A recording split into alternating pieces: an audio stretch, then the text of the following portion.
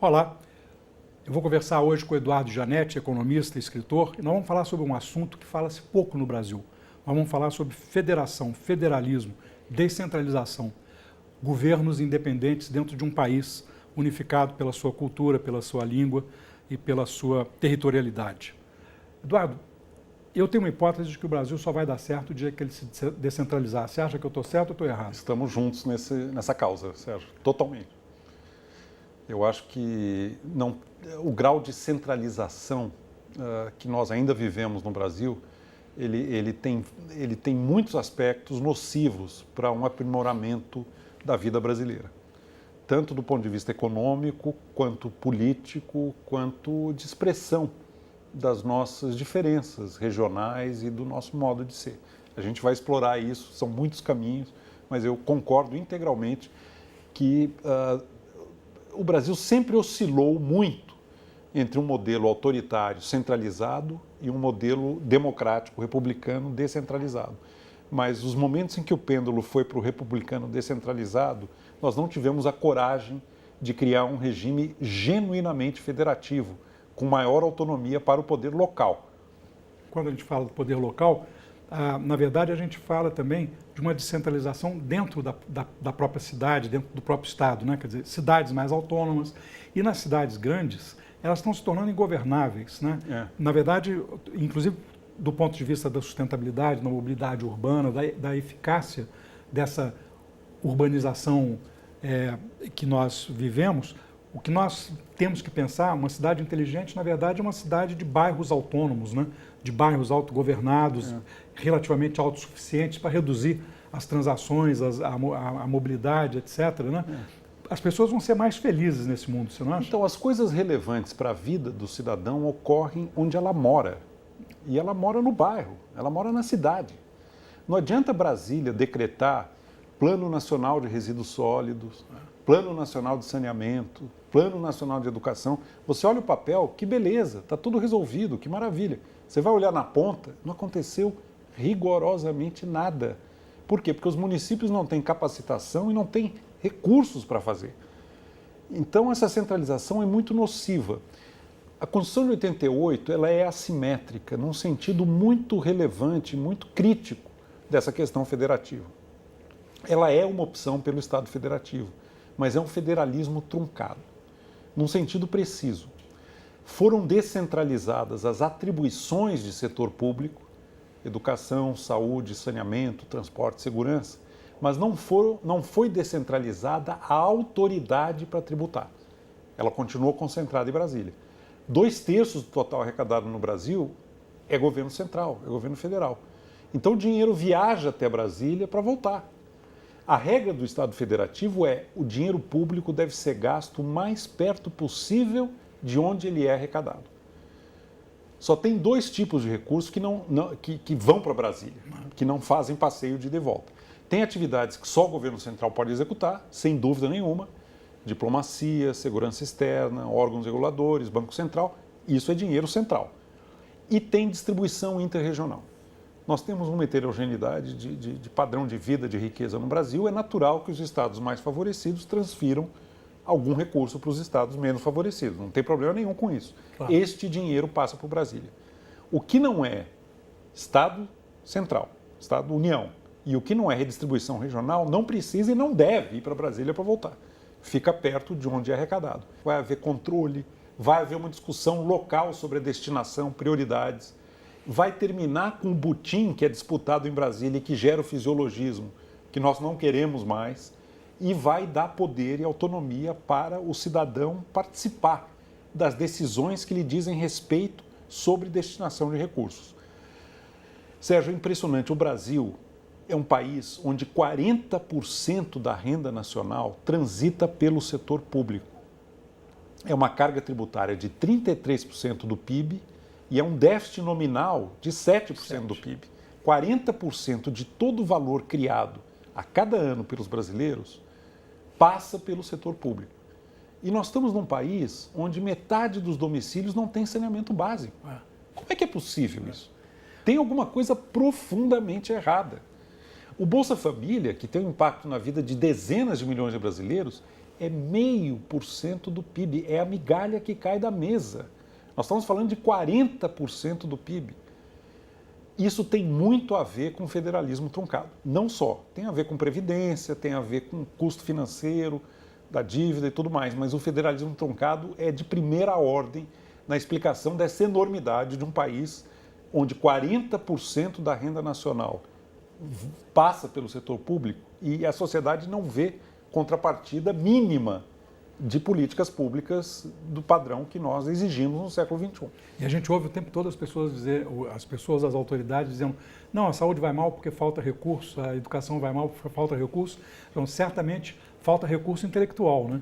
O Brasil gasta com educação mais do que a média dos países do OECD. Pois é. Muito mais do que os nossos pares, é 6% do PIB. Os nossos indicadores de educação são muito aquém dos nossos pares, até na América Latina. A produtividade do nosso dinheiro é muito baixa. É né? muito baixa. Chega a ser negativa. Né? Eduardo, por outro lado, quando a gente olha esse nível de centralização, claramente a gente cria uma cadeia de responsabilidade. Né? Porque se eu, lá na ponta, no município, eu não tenho os recursos, eu me recuso a exercer a responsabilidade também. Eu digo, não, Brasília, o governo do Estado, Brasília, que tem que vir aqui resolver esse problema. Não, o problema é meu. Eu empurro para o próximo mais rico, né, que é o Estado. O Estado empurra para a União. E nesse jogo de empurra-empurra, a sociedade brasileira só sai perdendo, embora ela pague a conta do jogo de empurra-empurra. Né? Esse é um mito que vem da tecnocracia do governo militar. Né? Não, eles não sabem fazer, a gente sabe, vamos fazer um plano aqui e vamos resolver os problemas do Brasil que eles nunca souberam, são corruptos, são fisiológicos, etc. e tal. Isso é um mito que, na verdade, consolida o poder de um determinado grupo. Né? Porque essas pessoas que ficam lá administrando esse caixa e dando dinheiro, etc. e tal, cria um novo poder, na verdade. Né? A gente precisa caminhar, Sérgio, para a cidadania tributária. O cidadão brasileiro precisa saber quanto da sua renda ele paga em impostos, para onde vai e como está voltando. Se descentralizar, você vai caminhar para maior cidadania tributária. Olha, eu estou pagando tanto da minha renda para o governo, foi para o meu governo local e eu quero saber o que foi feito disso. Vai haver fisiologismo, vai haver corrupção? É lógico que vai. Mas vai haver controle, vai haver cobrança, vai haver pressão. Inclusive, as novas tecnologias, sobre as quais você fala com tanta propriedade, são talhadas para esse tipo de participação em âmbito local. Você não vai usar essas tecnologias para ficar discutindo a reforma da Previdência, claro, para ficar discutindo o orçamento da LDO, mas você vai discutir quando for no seu bairro. Olha, o que nós estamos precisando aqui no bairro? É saneamento, é saúde, é educação? Por que está faltando remédio? Eu paguei? Cadê? Eu fiz uma comparação entre as pesquisas para eleições municipais e as pesquisas para eleições presidenciais nos temas. Né? O que as pessoas dizem que é mais importante para o prefeito que vai ser eleito fazer ou para o presidente. Invariavelmente, as questões nas pesquisas para a prefeitura são muito mais concretas. Eles têm muito mais noção do que eles de fato precisam. Porque é a vida dele. Exatamente, são muito mais firmes e específicas. A temática para o presidente é sempre genérica. Educação, saúde, segurança, mas você não sabe exatamente... Nem são atribuições do governo federal. Que nem são atribuições do governo federal. Né? E o que significa que essa centralização ela tirou a noção também do cidadão de quem tem a responsabilidade por quê. Né? Então, hoje você não cobra do prefeito porque você acha que tudo é com o presidente da República, que de fato é. No fundo, do jeito que o sistema funciona, né? Agora, se você entrega essa atribuição para o prefeito e os recursos e a capacidade de arrecadar, aí todo mundo sabe com quem reclamar. E é mais fácil na prefeitura do que em Brasília, no Palácio Planalto. Né? Sem dúvida. Está perto de você, é governo local, você tem acesso a ele, você pode pressionar. Agora, para tudo isso que a gente está falando acontecer, Sérgio, precisa uma coisa que é muito difícil, que é um estadista na União, no governo federal, no Executivo Federal, que aceite reduzir a sua base de poder. E que aceite fazer a descentralização esboçada em 88 se tornar uma realidade genuinamente federativa. E é muito difícil encontrar uma figura que aceite reduzir a sua base de poder e faça essa devolução da autoridade para tributar, inclusive, porque o sistema tributário tem que ser repensado.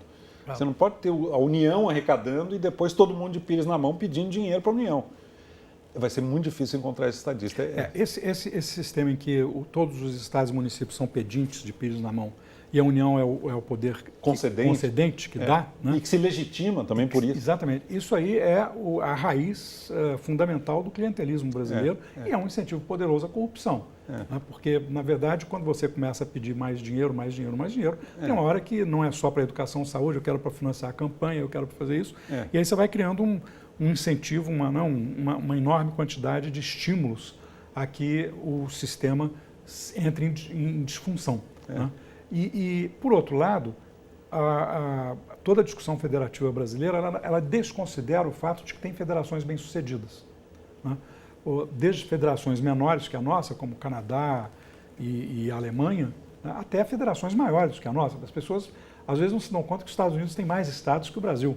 Né? E os estados são capazes de se governar com autonomia. E não é um problema da riqueza, porque sempre foi assim.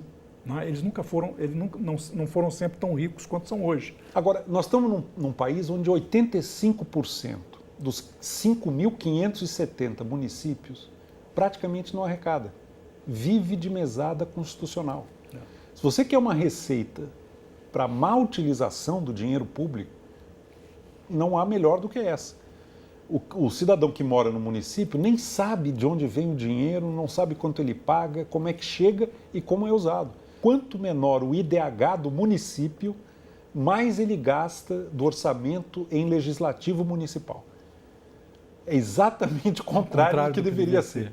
Nós temos 5.570 câmaras de vereadores no Brasil, 62 mil vereadores, que praticamente nada fazem. Porque eu conheço várias cidades brasileiras que eram cidades maiores e que foram sendo desmembradas, né? Dentro dessa lógica política de alavancar. Exatamente. E você só consegue imaginar que o cidadão vote para desmembrar porque ele tem segurança de que o desmembramento vai gerar a ele uma cota da participação no fundo de municípios e estados municípios. Mas ele não controla a destinação. Ele não controla. Mas se ele tivesse clareza de que ia ter que ser com a arrecadação do local, aí ele talvez já não quisesse ser um pequeno município. Exatamente. Né? Preferisse ser um grande município. É uma falácia da composição. Né? Faz sentido, nesse sistema, criar um novo município. Claro. Porque o dinheiro não chegaria se não fosse assim. Exatamente. Mas para todos nós juntos é um desastre isso. Exatamente. É uma multiplicação de máquinas públicas. Está cheio de município que não tem posto de saúde, não tem saneamento e tem Câmara de Vereador. Né? Descalabro. O município que não tem uma base mínima de arrecadação, nesse novo sistema tributário descentralizado, ele não tem realidade. Ele tem que desaparecer e se fundir com um município maior, liberando o recurso para atividade fim, educação, saúde, etc. Exatamente. E buscar a sua vocação econômica, porque a centralização ela produz uma padronização de soluções que é inviável e irreal para o Brasil. Né? Se você descentraliza, você vai ter mais gente pensando soluções diferentes e aí você pode até exportar para os outros estados, para os outros municípios, aquilo que deu certo. Eu acho que cabe ao governo central, por exemplo, estabelecer padrões mínimos no campo da educação.